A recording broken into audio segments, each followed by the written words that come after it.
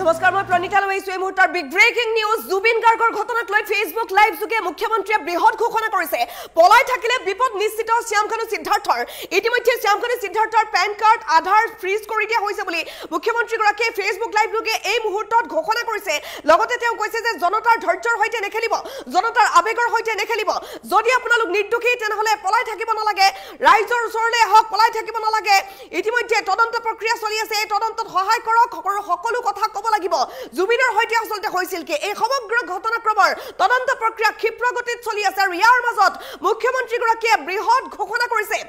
আটাইতকৈ ডাঙৰ আপডেট এই মুহূৰ্তত আমি জনাই আছো জুবিন গাৰ্গৰ ঘটনাক লৈ ফেচবুক লাইভ যোগে মুখ্যমন্ত্ৰীৰ বৃহৎ ঘোষণা মুখ্যমন্ত্ৰী গৰাকীয়ে ক'লে যে ফ্ৰিজ কৰি দিয়া হৈছে নিষ্ক্ৰিয় কৰি দিয়া হৈছে শ্যামকানু সিদ্ধাৰ্থৰ পেন কাৰ্ড আধাৰ ইত্যাদি পলাই থাকিলে বিপদ নিশ্চিত এই কথাও কৈ দিলে মুখ্যমন্ত্ৰী গৰাকীয়ে নিষ্ক্ৰিয় কৰি দিয়া হৈছে শ্যামকানু আৰু সিদ্ধাৰ্থৰ পেন কাৰ্ড আধাৰ ইত্যাদি বেছি দিন যাতে পলাই থাকিব নোৱাৰে তাৰ বাবে এই ব্যৱস্থা ৰাজ্য চৰকাৰে গ্ৰহণ কৰিছে জনতাৰ ধৈৰ্যৰ হৈতে নেখেলিব জনতাৰ আবেগৰ হৈতে নেখেলিব জনতাৰ ক্ষোভৰ হৈতে নেখেলিব 6 অক্টোবৰত আপোনালোকক অসমত বিচাৰিছো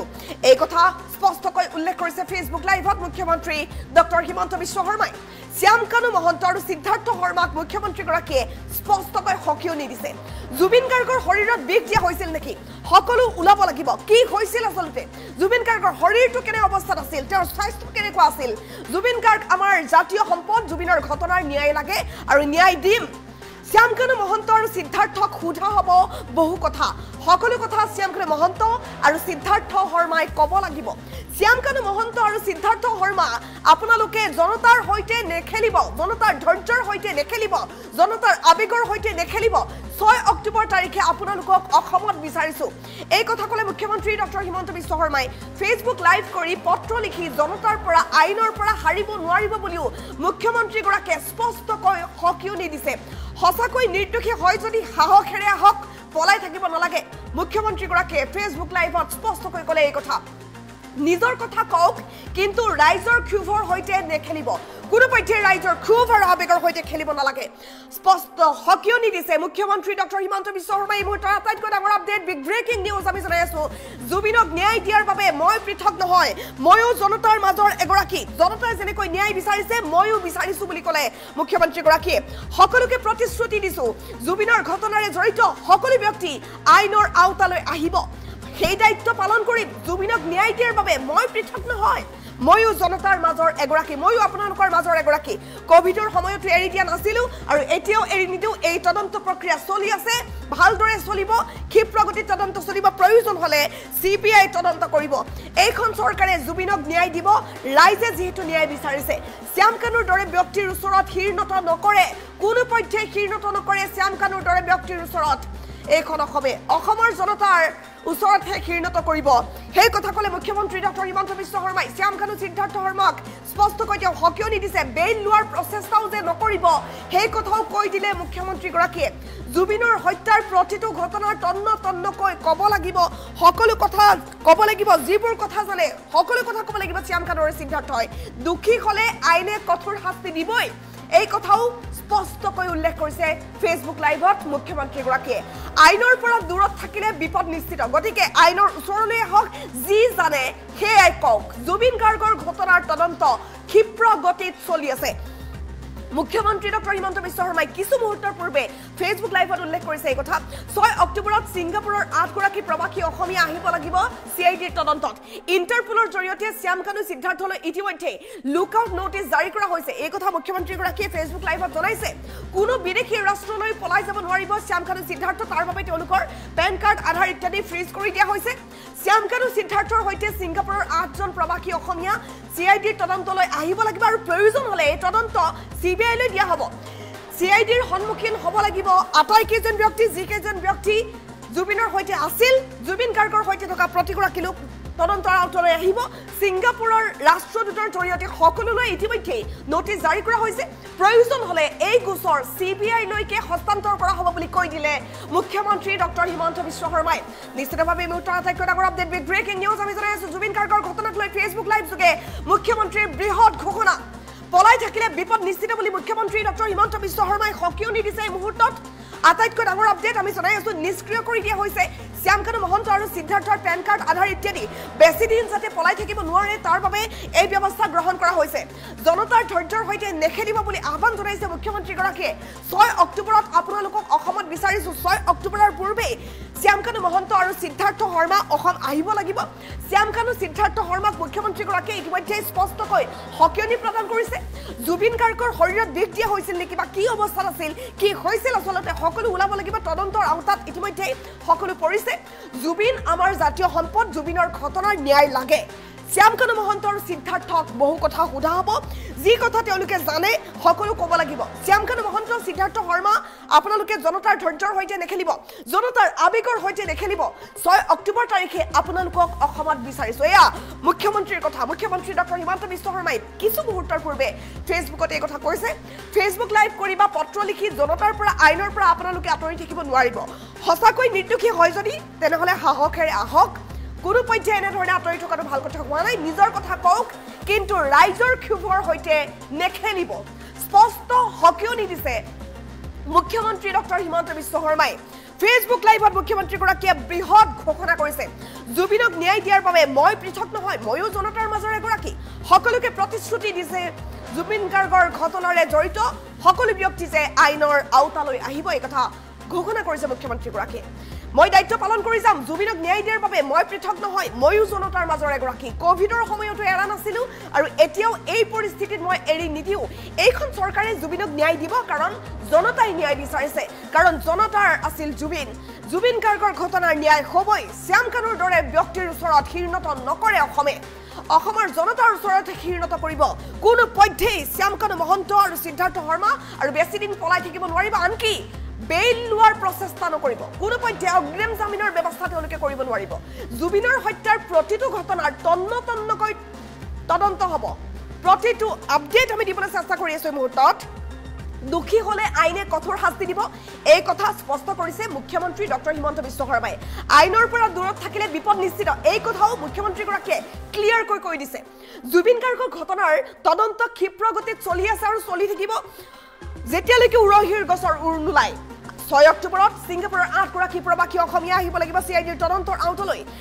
ইন্টাৰপোলৰ জৰিয়তে ইতিমধ্যে শ্যামকানু আৰু সিদ্ধাৰ্থলৈ দিয়া হৈছে লুক আউট নোটিছ কোনো বিদেশী ৰাষ্ট্ৰলৈ পলাই যাব নোৱাৰিব শ্যামকানু সিদ্ধাৰ্থ তাৰ বাবে ফ্ৰিজ কৰি দিয়া হৈছে শ্যামকানু সিদ্ধাৰ্থৰ পেন আধাৰ ইত্যাদি শ্যামকানু সিদ্ধাৰ্থৰ সৈতে ছিংগাপুৰৰ 8জন প্ৰবাসী অসমীয়া চিআইডিৰ তদন্তৰ আওতালৈ আহিব চিআইডিৰ সন্মুখীন হ'ব লাগিব আটাইকেইজন ব্যক্তি আটাইতকৈ ডাঙৰ আপডেট এই মুহূৰ্তত আমি জনাই আছো ছিংগাপুৰৰ ৰাষ্ট্ৰদূতৰ জৰিয়তে সকলোলৈকে ইতিমধ্যে নোটিছ জাৰি কৰা হৈছে প্ৰয়োজন হলে এই গোচৰ সিবিআই লৈকে হস্তান্তৰ কৰা হ'ব বুলি কৈ দিলে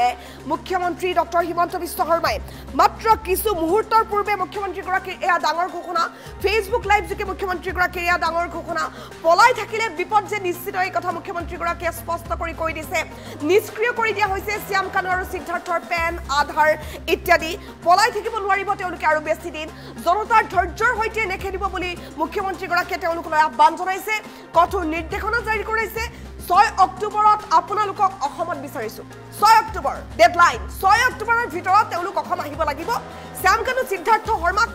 মুখ্যমন্ত্ৰীগৰাকীয়ে স্পষ্টকৈ হকিয়নি দি দিছে জুবিন গাৰ্গৰ শৰীৰত আচলতে হৈছিল কি সকলো ওলাব লাগিব জুবিন আমাৰ জাতীয় সম্পদ জুবিনৰ ঘটনাৰ ন্যায় লাগে আৰু এই ন্যায় বিচাৰিছে অসমৰ জনতাৰ বাবে এই ন্যায় হ'ব শ্যামকানু মহন্ত আৰু সিদ্ধাৰ্থ শৰ্মাক সোধা হ'ব সকলো কথা তেওঁলোকে ক'ব লাগিব কাৰণ তেওঁলোকে জনতাৰ ধৈৰ্যৰ সৈতে খেলিব নোৱাৰিব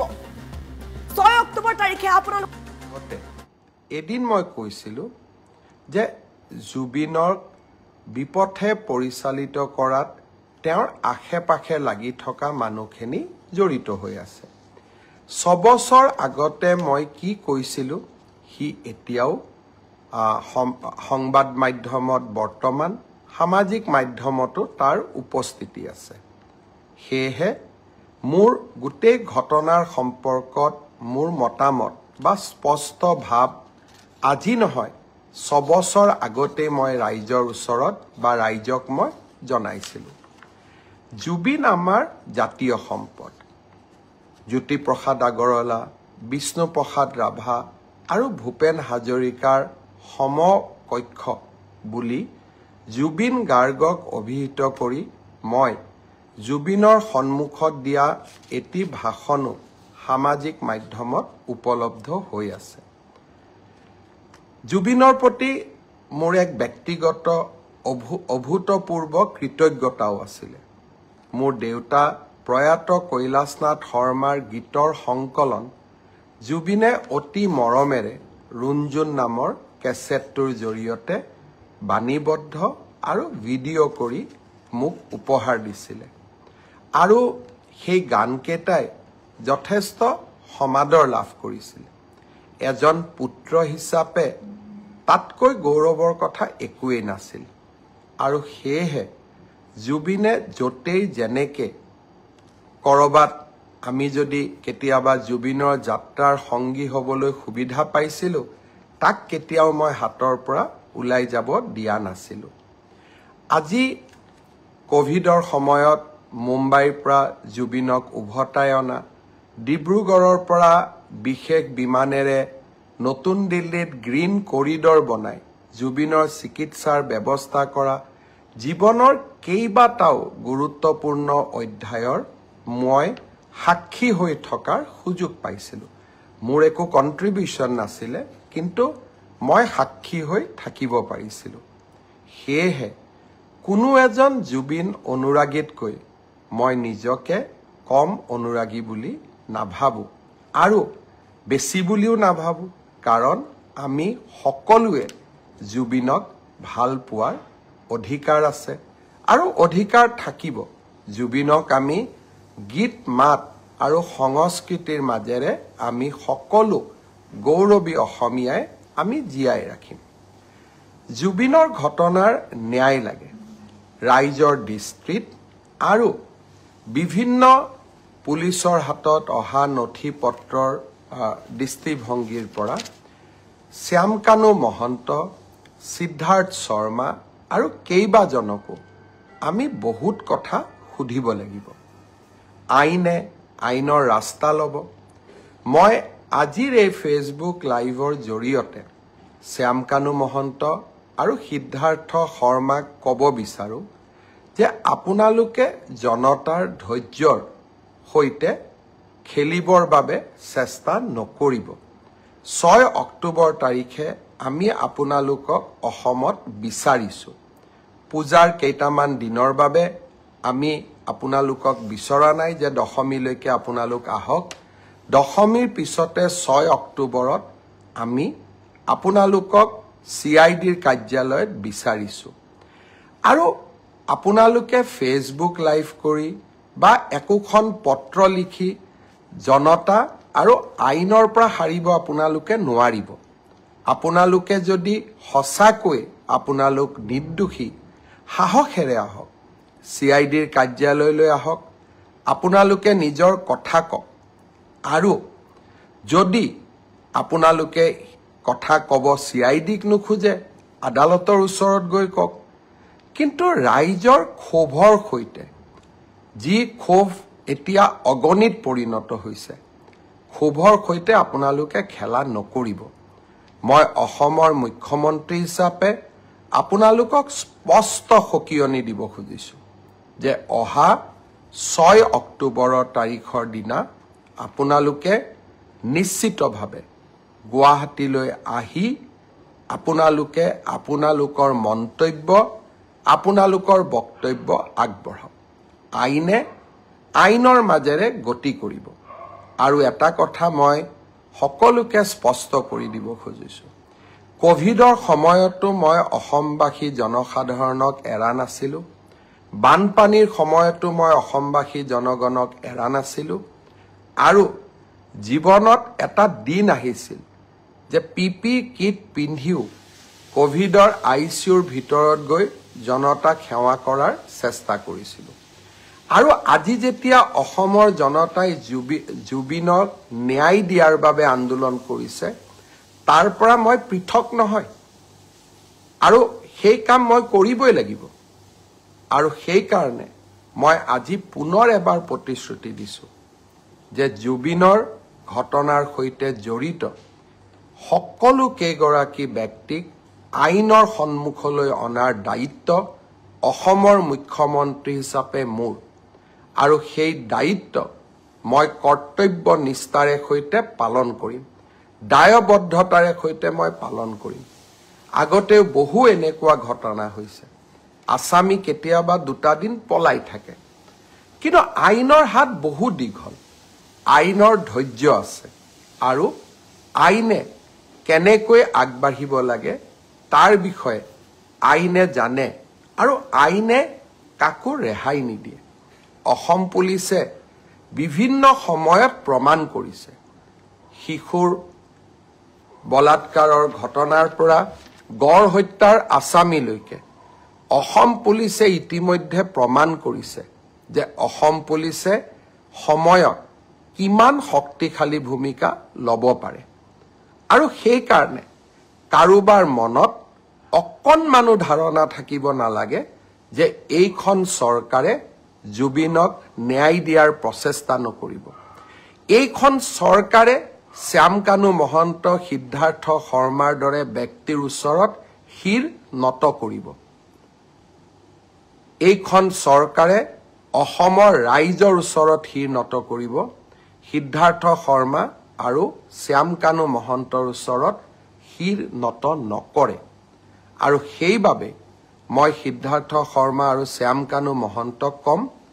যে ঘটনা প্ৰবাহ বহু দূৰলৈ যাব নিদিব। আইনৰ কোনোবাই যদি ভাবিব পাৰে যে আমি আদালতত যাম, এণ্টিচিপেটৰী বেইল ল'ম, ইণ্টাৰিম বেইল ল'ম,